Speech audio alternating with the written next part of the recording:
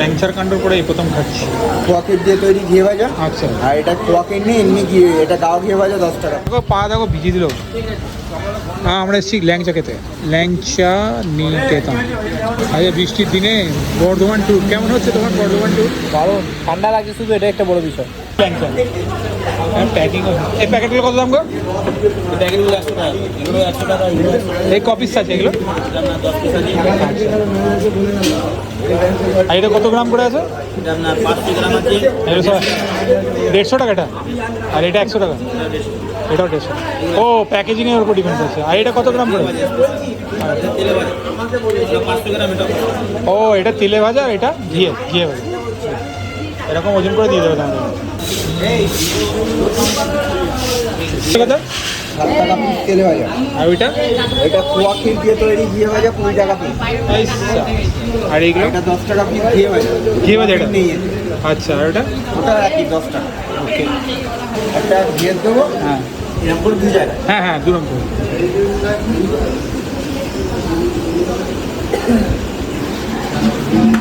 এই দুটো কি শর্ট?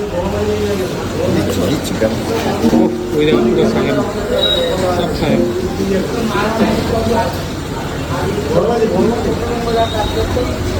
আচ্ছা, এই একটুখানি দামগুলো বলবো।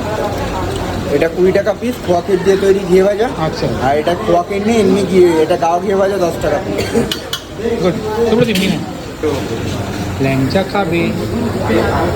ও, এখানে এই চপ পাও পাওয়া যায়, মেন্দু বড়াও আছে। মেন্দু বড়া, এটাকে কি বলছো? দই বড়া বলছো? আচ্ছা, এটা মেন্দু বড়া, ওই মেন্দু বড়া।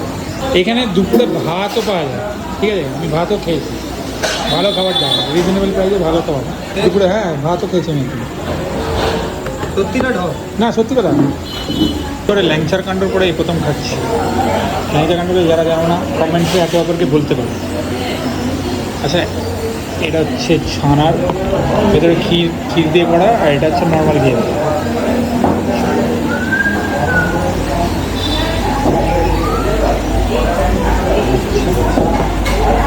ক্ষীর দিয়ে করে দেওয়ার বলছে, দেখি। হালকা মিষ্টি, মিষ্টিটা বেশি না, বাট ভালো। এটা বলছে শুধু ঘিয়ে ভাজা।